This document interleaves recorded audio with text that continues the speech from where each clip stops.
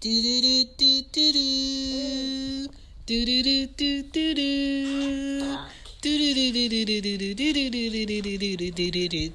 do. What up? This is Shan, and this is Cozy Womb Podcast. This is Ari. Say hi. Hi. Say hi, Anya. Hi. What up? Say what?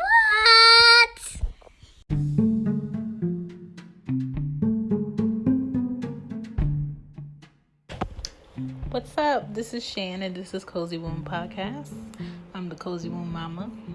And today I wanted to talk about, hey, it's my turn. Because kids always have an issue with taking turns when they really like something. And I didn't have to focus on my 5-year-old taking turns when she was younger because it was just her for a while. Now that she has a sister that's 2, she's not really horrible at taking turns. It's more so the 2-year-old is horrible at understanding that they have to take turns. So what really made me want to talk about, taking turns is I took them bowling on Friday after school, and it was just the girls and me, and it was Aria's, my 2-year-old, her first time going bowling, and Anya's second time going bowling. And when I tell you, Aria loved rolling the ball down the thing, but after her 2, rolls, she thought she was going to continuously go up to the ball and roll them down the lane, and I told her, no, you have to take a turn. So I was after Ari, so I told her to back up so I can bowl, because the reason why you don't want more than one person on the lane is because when you take that ball back behind you, you don't want to have to hit anybody. And I did not want to have to hit her with that bowling ball, but she was having a hard time. So I think it was a total of 5 times that I had to pull her back, sit her down in the chair, and tell her to wait. It was a lot of crying, a lot of screaming, a lot of kicking. But after that, she understood that it's mommy's turn, then it's Anya's turn, that I'm going to just get off the lane and I'm going to sit here and I'm going to wait. And it is going to take a minute for a lot of your kids to understand that you have to take turns. You're going to have to hold them. You're going to have to talk to them. You're going to have to tell them it's not your turn. Wait your turn. It's not your... I kept repeating that to Ari. It's not your turn. Wait your turn. It's Anya's turn. And I had to turn around so she could see Anya roll the ball down the lane and knock out the pins, and then watch on this TV screen say Ari, so she can go outside. I said, okay, Ari, it's your turn. And she'll stop crying and she'll come back up there, get her ball, roll it down the lane, wait to see how many pins it hits. If we don't tell our kids to humble themselves and wait for their turn, they're going to have this mindset that it's all about them all the time. And life is never all about you all the time.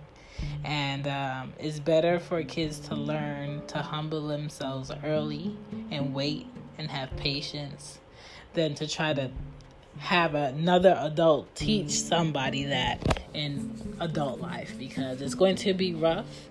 You're going to go through a phase where nobody wants to deal with you.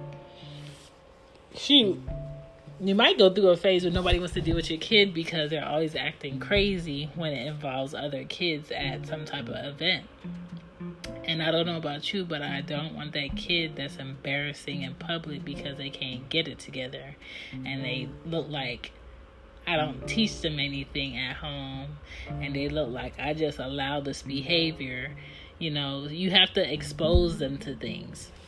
I took them to, I could have ordered to go, but I took them into Pizza Hut and we sat down and we ordered, because kids It was during the weekday, so it was a lot of people in there. It was like 2 people in there.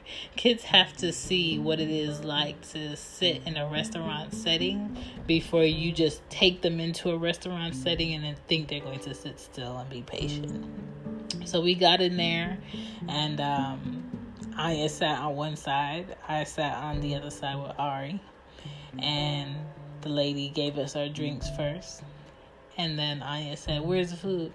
I said, "You have to wait. They have to cook it."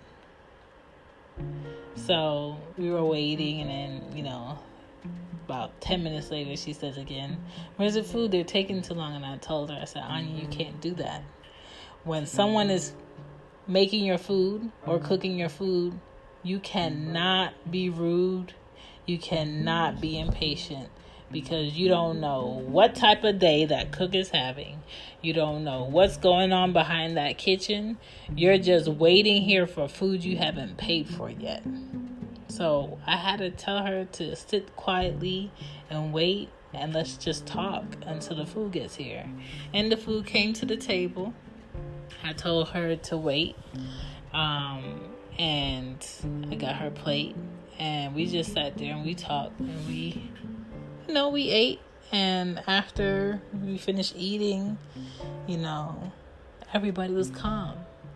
And the whole thing about patience is you have to put your kid in a experience or a place to have patience for something. Everything is not, "Mom, I want this. Please. Mom, I want this now," and you give it to them right then and there. Sometimes you have to wait for the things that you really want. Sometimes you're going to have to wait your turn, and sometimes you're not going to enjoy it. But I wait my turn in traffic. I wait my turn at that red light. I wait my turn in line at the bank. When I do have to go to the bank, I wait my turn. So many different ways in life, in adulthood, that it's going to help our kids if we teach them sooner than later to wait their turn. But, some things in life you can prepare for before your turn comes. But until then, teach your child to wait their turn. And take them out to experience restaurants. Take them out bowling, take them out skating, take them out to different events where they have to learn to wait before they get that thing that they want. My name is Shan, and I'm just out here trying to make sure all of our kids are well-rounded, and waiting and having patience and waiting your turn is part of it. Bye. Good night, good night, good night, good night.